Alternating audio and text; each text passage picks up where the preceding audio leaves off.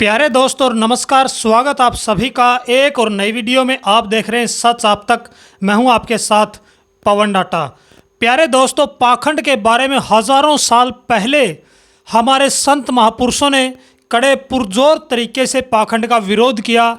हालांकि उस टाइम पे जो सरकारें हुआ करती थी, उस टाइम पे जिनका राज हुआ करता था, उन्होंने पुरजोर तरीके से पाखंड फैलाया और पाखंड का चहुओर बोलबाला कर दिया। लेकिन उस राज के अंदर ही कुछ संत महापुरुष ऐसे हुए जिन्होंने उसी देश में रहते हुए उसी देश के राजा के खिलाफ ये अभियान चलाया कि पाखंडवाद को बंद किया जाए। कर्मकांड जो है वो परमात्मा की भक्ति के रास्ते नहीं है, इंसान को मोक्ष की तरफ नहीं बल्कि इंसान को नरक की तरफ ले जाने वाले रास्ते हैं।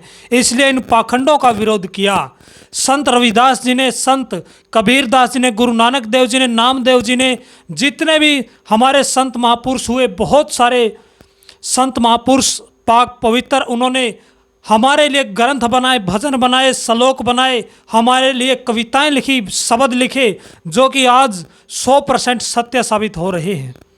और कबीरदास जी ने एक भजन में लिखा है, पाखंड में कुछ नाही रे साधो, पाखंड में कुछ नाही रे, पाखंड या नर भोग्य 84, खोज करो मन माही रे।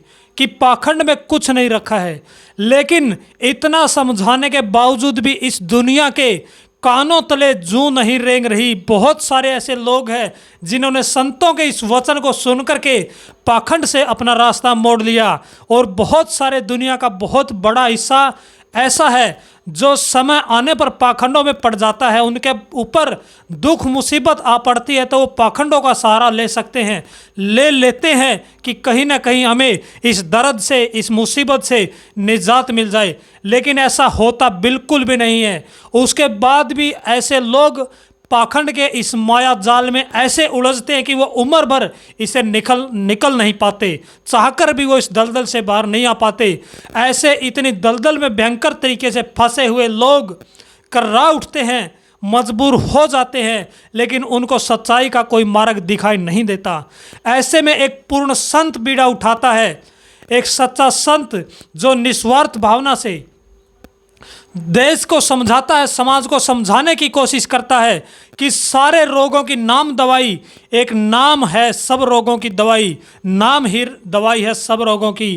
क्योंकि सभी संतों ने यही बताया है कि नाम के जाप से इंसान के भयानक से भयानक कर्म कट जाते हैं। लेकिन यहाँ पे दर्शकों, हम आपको ये बातें बताने के लिए नहीं आते, यहाँ पे हम आपको ये बातें समझाने के लिए नहीं आते, क्योंकि आप हमसे ज़्यादा समझदार हैं। बहुत सारे लोग ऐसे दर्शक भाई हैं जो कई सालों से सत्संग के रास्ते से जुड़े हुए हैं, उनको हमसे पहले इन चीज़ों का पता है। हम इन चीज़ों के ऊपर हमारी वीडियो का टॉपिक नहीं लेना चाहते। आज की वीडियो का जो टॉपिक है वो मध्य प्रदेश के मांडाखेड़ा गाँव से है। कुछ दिनों पहले मांडाखेड़ा गाँव के एक परिवार के एक 5 साल के बच्चा जो कि अपने घर के आंगन में खेल रहा था, खेलते खेलते उनको एक सर्प ने डस लिया, एक सांप ने काट लिया। घर वालों को पता चला तो झाड़ फूंक के रास्ते चले गए और सियाणों के पास चले गए झाड़ फूंक करवाने के लिए। पाखंड के धक्के चढ़ गई कि इसकी जान बच जाएगी, लेकिन बहुत जगह गए, कोई फर्क नहीं हुआ। फिर रात के 9:30 बज गए। आखिर में डॉक्टरों की समझ आई कि डॉक्टरों के पास ले चलें। जब वो डॉक्टर के पास ले गए तो डॉक्टर ने उस बच्चे को, 5 साल के बच्चे को मृत घोषित कर दिया। तो दोस्तों, कहने का मतलब ये कि इस पाखंड ने आज तक पता नहीं कितने हजारों लाखों घरों को उजाड़ा है, हमारे इस भारत देश को कितना अच्छे तरीके से लूटा है, कितने भयंकर तरीके से इस देश को पछाड़ने का काम किया है। जितना हमारा देश इस पाखंडवाद के पीछे पड़ा है, उतना ही ये देश पीछे रहा है। चाहे कोई भी देश है, कोई भी राज्य है, कोई भी गांव है, लेकिन फिर भी पढ़े लिखे बहुत सारे डिग्री डिप्लोमा करने के बाद भी इंसान इसके चंगुल में ऐसा फंसता है कि वो ज़िंदगी भर निकल नहीं पाता है। रही बात इस 5 साल के मासूम की, इसका क्या कसूर?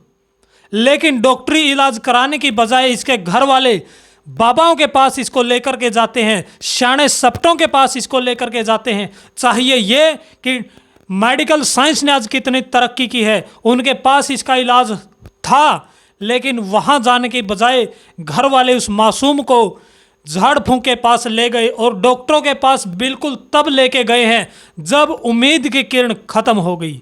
तो प्यारे दोस्तों, इस वीडियो के माध्यम से यही समझाना चाहते हैं, यही बताना चाहते हैं कि इस पाखंडवाद को जड़ से ख़त्म करने के लिए अगर कोई तरीका है, अगर कोई आज के डेट में काम कर रहा है तो वह संत गुरमीत राम रहीम सिंह हैं। क्योंकि सबसे पहले अगर इस भारत देश में पाखंडवाद का विरोध किया है तो सबसे पहले जो सैकड़ों वर्ष पहले हमारे संत महापुरुष हुए, कबीरदास जी, गुरु नानक देव जी, गुरु गोविंद सिंह जी और भी बहुत सारे संत महापुरुष, संत रविदास जी, नामदेव जी, बहुत सारे ऐसे रूहानी सूफी संत पीर फकीर हुए।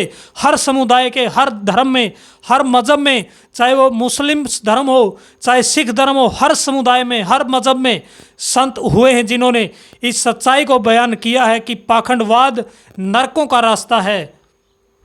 उनके समझाने के बावजूद भी बहुत सारे लोगों ने नहीं माना, लेकिन आज भी पाखंड का ये ऐसा बोलबाला है। आप कहीं पे चले जाइए, आप मंदिर में जाएंगे तो आपको एक प्रतिमा रखी जाएगी, एक प्रतिमा नज़र आएगी, वहाँ पे सर्प की प्रतिमा नज़र आएगी और सर्प के आगे लोग दूध चढ़ा रहे हैं, दूध से उसका स्नान कर रहे हैं, ये आप देखने को मिलेगा और उसकी पूजा कर रहे हैं। लेकिन वाकई में अगर सर्प किसी के आमने सामने आ जाए तो उसको कहते कि इसको मारने से बड़ा पुण्य मिलता है, उसको मारने के लिए भागते हैं।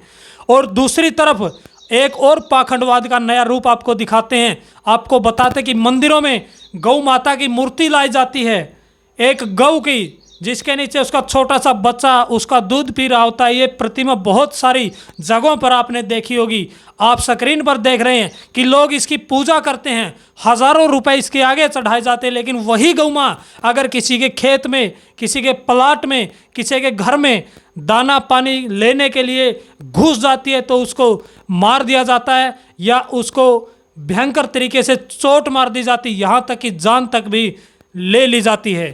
तो ये दोगलापन, ये पाखंडवाद की निशानी है। ये पाखंडवाद जब तक हमारे देश में रहेगा तब तक इस चीज़ का हल नहीं होगा। और दूसरी बात, ये ऐसी भयंकर बीमारी है, ये इंसान को कहीं का नहीं छोड़ दी। और हमने यहाँ पे एक संत का नाम लिया, गुरमीत राम रहीम। ये ऐसे संत हैं जिन्होंने, उन संतों के बाद जिन्होंने हमने नाम बताए, उनके बाद इन्होंने ही डंका बजाया इस भारत देश में, पूरी दुनिया में सृष्टि के सामने पाखंडवाद का पर्दाफाश करके रख दिया।